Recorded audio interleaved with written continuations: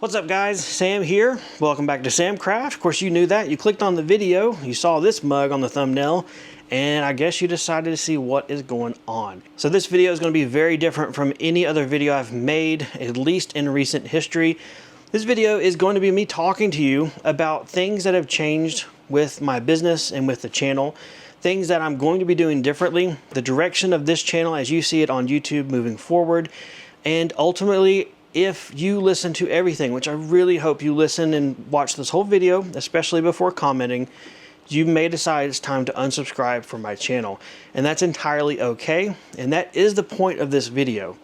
That plus showing you a shop tour as of May 2026.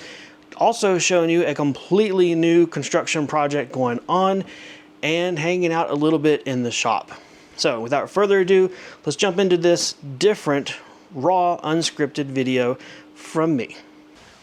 No, don't adjust your dial guys, you're at the Samcraft channel. I'm just starting this one off a little bit different to give a little bit of dose of reality because I think that's been lacking for my channel for a while. But golly, it's raining, so let's get in the shop. All right, so welcome back to Samcraft.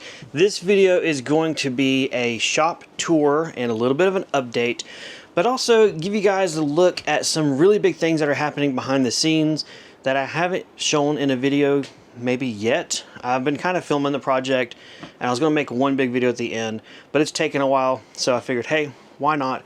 Let's do that. And then I'm also want to talk to you guys about what you can expect from my channel going forward. Right now it's May 2026, and if you're a longtime follower, viewer, subscriber, all that stuff, you will notice there's been a little bit of change in the pace, the styling, and the content. I want to explain it. I want to talk about what my idea is for the direction. So, if you don't know, this is the tiny shop. This is where Samcraft started, at least here in Tennessee. This is a 12-foot by 20-foot workshop I built myself. Had it for about a year and a half, and then I expanded into the other shop, which is more commonly shown on my channel, through a tunnel connection. Come on, camera, play with me here. We'll do that. So a tunnel connection that physically connects two buildings to each other. The other shop back there is one that is a 20-foot by 32-foot that I also built myself. I think at this point it's been about 2 years ago, maybe 2 years ago. Either way, there's content on that shop build and this shop build on my channel if you're interested in that. So first thing I want to do, let me give you a quick tour. Let me show you around because a lot of stuff has changed in here.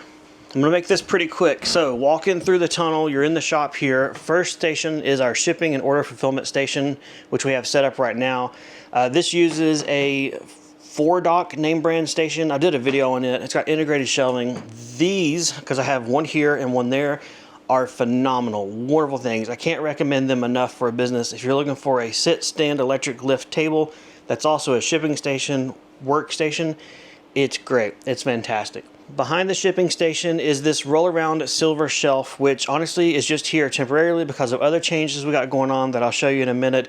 But it's also where we've been storing our totes for our orders that ship out through the USPS.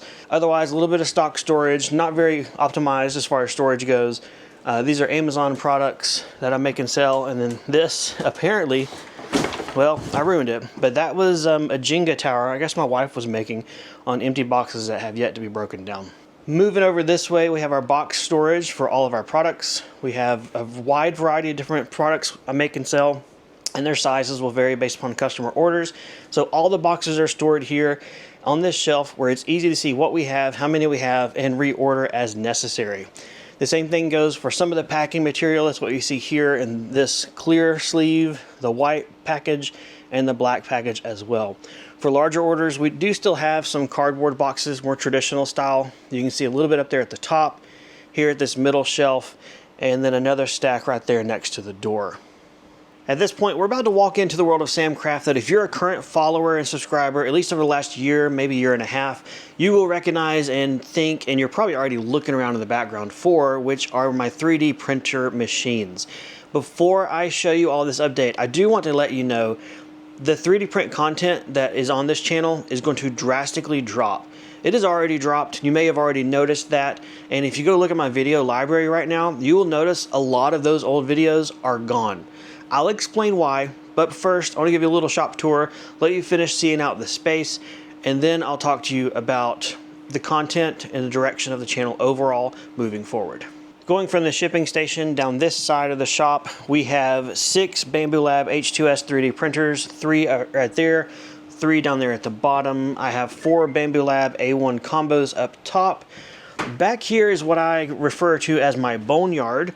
These are all Bambu Lab A1 machines that have problems and were pulled from production for one issue or another, which really highlighted an issue with these machines overall, and also why you are not going to be seeing any more of them minus these last 4 Musketeers that are still running in my shop. Over the past several months, I sold the majority of my Bambu Lab A1 Combo 3D printers on Facebook Marketplace and still was able to get a pretty good price for them. On average, they ranged from anywhere from 1,000 to 2,000 print hours. They were fully functional, the ones that I sold, but I still got about 300 bucks a piece out of the combo, which is not bad considering the sale price of the combo brand new was not a whole lot more than that. I guess that just shows the demand and interest in 3D printing as a whole and the benefit of having machines that are considered to be probably one of the best consumer machines you can buy and you're trying to sell them. Moving to the right of those machines, we are met with shelf conglomeration number 1. These are 6-foot cobalt shelves sold by Lowe's. I also have a mixture of 6-foot wide muscle racks that are available from Walmart. These are fully adjustable industrial style shelving, and as you can tell, are my favorite ones to use. You get a lot of modularity, a lot of options, and a lot of strength with these guys at an affordable price. So what we have here is some general stuff storage, nothing organized, nothing I really want to show off. But then down here you can see how my print farm has changed away from A1 combos, and I now use P1S combos. I have 4 on the top, 4 on the bottom, all set up with the AMS for a total of 8 in a very condensed form factor and area. Walking around this way to the back side of the shelves, you're going to be greeted with a lot more of the same. Here we have 20 P1S combo printers set up, 4 on the top, 8 on the left, and then 8 on the right. As you can tell, this is now my machine of choice for use in the business. Down on the bottom here, you'll see a little bit of storage of random things, but also filament, of which I am ditching Bambu Lab over, and I'm going to a pure polymaker filament for my business. And I may or may not get into that much more beyond that, but for those who are wondering what kind of filament do I use, it used to be Bambu Lab, but it won't be Bambu Lab anymore. Rounding out the rest of the area here against the wall, we have a workbench. There are some boxes stored there for right now. I have a printer here, it's a color LaserJet printer. And then moving on down this way, if the camera plays nice, we got a utility sink, the Wazer Pro water jet machine, which is not used for the business, it just lives in here for now. And then yes, that is a clothes washing machine you see there, which is not for clothes, it is for other products that I make and sell that need to have industrial cleaning actions take place. So there's the shop tour. Again, this is as of May 2026 and everything is subject to change. What I want to do now is talk about the historical direction of Samcraft, what kind of content has happened over the years, because that's going to lead me into the conversation of what kind of content and changes are about to happen with the brand as well. If you followed me for a very, very long time, you know that I would have originated in North Carolina doing woodworking, wood turning, and stuff like that.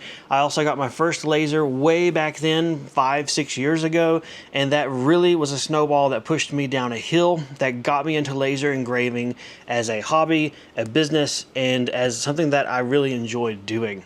Coming over here to Tennessee, I built that first shop back there that I showed you, the 12x20. Built it, moved the lasers into there, kept on rocking and rolling for a while, and then I realized I needed more space to grow, and I built this shop here. At that point, this shop was built to house woodworking tools, more lasers, and my CNC machine, and then not very long after building the shop, I got into embroidery and apparel. So over the years, I've gone from woodworking, wood turning, which I did as a full-time crafting, traveling around for 2 years, full-time craft shows, selling woodwork and wood turnings. Then I got into lasers, did that for a while, started making content and other components around that. Did that for a while, got the idea to start my own local business as far as apparel, got into embroidery on that front and DTF stuff for apparel, and then simultaneously thought, hey, why not? This is not enough. Let's add in some 3D printing. and then the rest is history. So from that story, you can tell how Samcraft, the YouTube channel, has been a follow along for my life and personal progression through my interests and things throughout the years. I've also tried to make the channel beneficial for others who are interested in the hobbies that I was doing at the time, the businesses that I was running, and kind of cater and give information to fellow business owners as I felt that it would be helpful, useful, and not detrimental to my own personal business ventures and wishes. This same kind of theme carried into 3D printing. As I started it, it was a hobby I wanted to share. I was excited to show you guys what I was doing, learning, and growing, and that was all great and well until I then realized through a lot of notifications from viewers who watched my channel that I was spawning a bunch of copycats, imitators, and creating a lot of competition for myself. Now, before you think otherwise, I'm not under any kind of delusion that competition is not going to exist, or that if I choose to stop talking about it, there won't be competition created. It's not like that. But what I did come to realize is that the 3D print community in general is not as good as others that I've been a part of. Laser engraving, woodworking, CNC work, embroidery, apparel. For some reason, those kind of people who gravitate in that craft are of a higher caliber. I don't know why. Unless you look at the barrier for entry. How much does it cost to get woodworking tools and have those physical human skills to do those kind of things? Same thing for a CNC machine, an embroidery machine. The apparel equipment is not as much of an entry level cost, but there's still that whole barrier for if you got your machine and you got the tools, you still have to be creative. 3D printing is not like that. You can go out and buy a $200 machine, get online, and download and print whatever you want, just about. So that, to me, lets people think that you do that, and that's how it should be and how it's expected, and it just creates a pretty volatile community. And community is not the right word because I don't consider that a good community. I guess a volatile group, or attracts the wrong kind of people. Yikes, I went on a little tangent there. Sorry. And if I offended you, not my intention. But if that's your mindset, I don't agree with your mindset. All right, so let's take this around to what am I saying? What does it mean? Pretty much means that I'm not going to be doing 3D print content anymore. Not in the sense that you've seen in the past or that you will see from other 3D print channels. Sure, I may do the occasional video here and there about a machine or some technology if I find it useful and beneficial to fellow business owners. I'm not going to be doing stuff to promote it to the populations in general. I'm not going to be doing probably any more sponsors with the company's machine you see over my shoulder. And that, if you're in the know in the news with 3D printing, should be pretty apparent. The machines are great, the company is not, and I'll leave it at that. Instead, what I will be showing you is more business level topics and content. Things that apply to other business owners. Things that you don't have to be in the exact same business that I'm in to get benefit and value from. I'm also going to be getting back into laser engraving very heavily. And that is a personal move for my business that you will learn as I talk about it more as far as my business tips and tricks. That just is what you should do as a business. And since Samcraft is the name that my products and everything are under, that's what you're going to see. All of these changes are things that I've already put into place. If you look at my current videos that are public, you'll notice a lot of the 3D print stuff has been scrubbed out. And if you follow my channel, you'll notice that my content has been a lot more laser related in the more recent times. That was difficult to say. In addition to lasers, I'm going to be getting into UV printing machines much more. I have the Ufimake E1 right now. I have a handful of others that are in the works. Those are sponsored videos in the sense that companies want me to show and tell and show the machines, but I'm also genuinely interested in that technology and those machines as well. So I'll be having that stuff, lasers, and then I also want to get into more maker related stuff, which actually brings us to the big news and the hidden news, and that's not even in this building. We're going back outside into the rain, so okay, it's quit raining. All right, leaving this shop. See if I can do this without showing you guys the junk and mess behind the camera. We're going over this way, and what you see behind me is the big news. This used to be a carport. It's not a carport anymore. This is a new workshop. So let's go in here and check it out. This is going to be super echoey, guys, because we have a 20-foot wide, 40-foot long metal carport turned into a workshop. I had a company come and pour a concrete slab in here. I got a very smooth finish. That was done probably 2 months ago. After that, I framed in the end walls myself with 2x6s.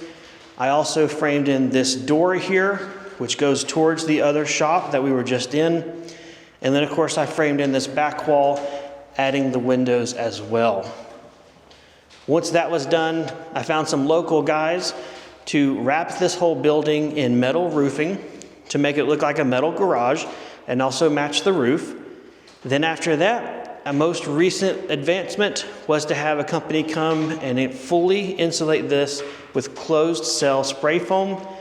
And that took place after I completely wired the building with rough electrical.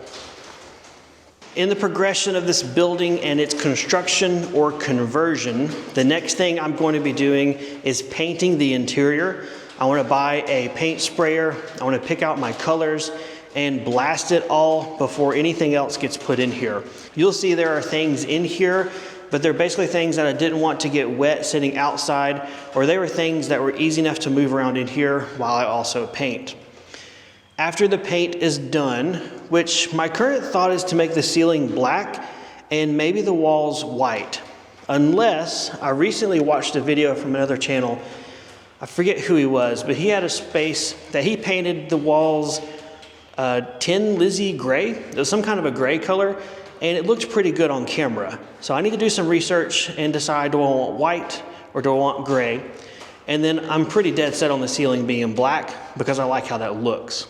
Once the paint is done, then I'm coming back in, doing some framing to frame a wall here that divides this space into two areas, both 20 foot by 20 foot and 20 foot by 20 foot, because my thought process is this side of the building, the front side, is going to be a workshop. All my traditional workshop tools will then have a home, because I haven't had a workshop like that for a few years, and this is where they will be. But then as we cross over the halfway point, this 20 foot by 20 foot area is going to be more of a studio setup. It's where all of my lasers will be. It's where I will make more dedicated content, and it's going to be a clean environment without business stuff around to distract or muddle, that I should be able to make better content for you guys. So there you go, cat's out of the bag. Echoes are pretty wild in here, so let me get out of here and I'll talk to you outside, or we'll go back in the other shop too. As we step outside, you're probably asking, or somebody's going to ask, why no garage door on your shop? It's because I don't need a garage door. There will never be vehicles in there. But I did install some French doors, as you can see, and both of those doors open when I need them to.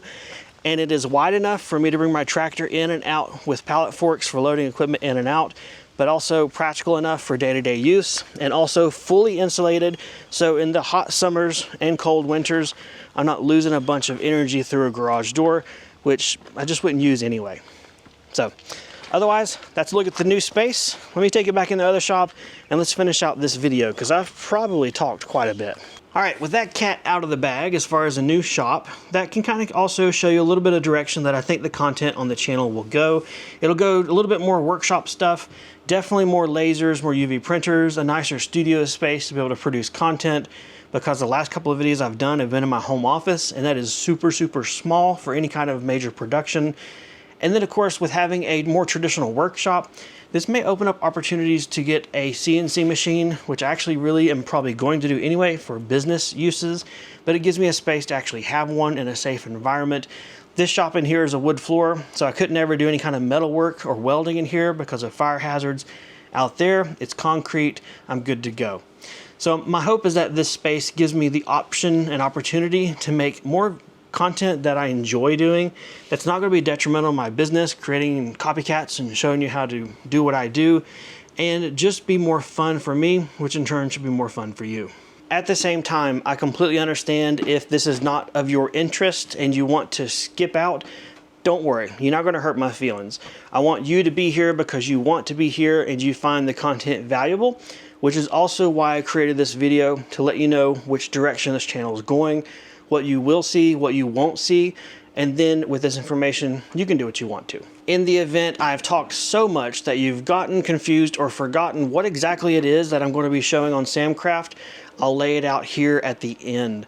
I will be doing laser content, UV printing content, still giving business tips, workflows, and processes at the high level. Nothing about how to do what I do, but stuff that is high level and more universally applicable. I'll also be doing more traditional maker projects, things in that new workshop space.